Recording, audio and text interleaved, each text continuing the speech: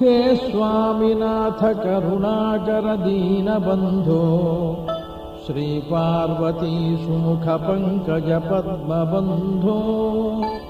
श्रीशादिदेव गणपूजित पादपद्मा वल्लीसनाथ मम देहि करावलम्बम् देवादिदेवनुत देवगणाधिनाथ देवेन्द्रवन्द्य मृदुपङ्कज मञ्जुपाद देवर्षिनारद मुनीन्द्र सुगीतकीर्ते वल्लीसनाथ मम देहि करावलम्बम्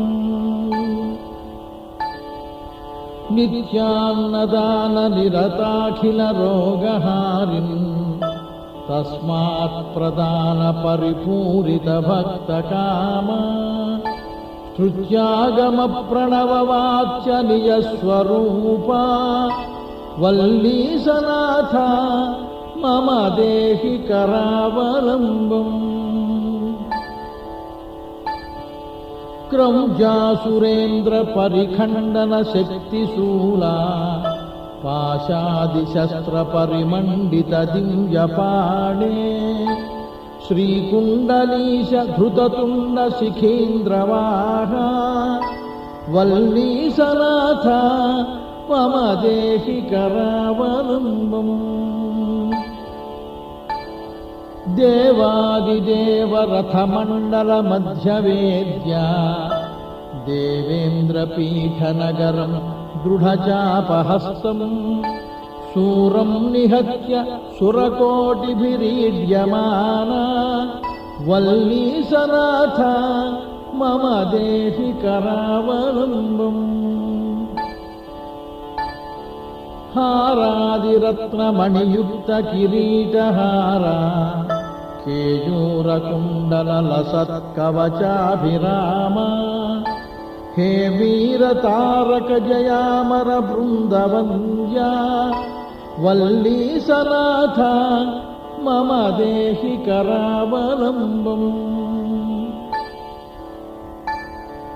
पञ्चाक्षरादिमनुमन्त्रितगाङ्गतोयैः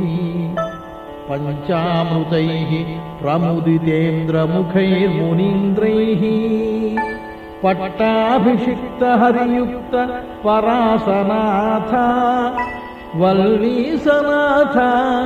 मम देहि करावलम्बम्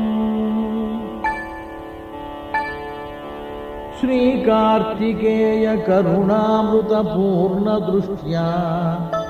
कामादिरोगकलुषीकृततुष्टचित्तम् सिक्त्वा तु मामवकलाधर कान्तिकान्त्या वल्लीसनाथ मम देहि करावलम्बम् सुब्रह्मण्याष्टकं पुण्यं ये पठन्ति द्विजोत्तमाः ते सर्वे मुक्तिमायान्ति सुब्रह्मण्यप्रसादतः सुब्रह्मण्याष्टकमिदं प्रातरुत्थाय यः पठेत् कोटिजन्मकृतं पापं तत्क्षणादेव नश्यति इति सुब्रह्मण्याष्टकम्।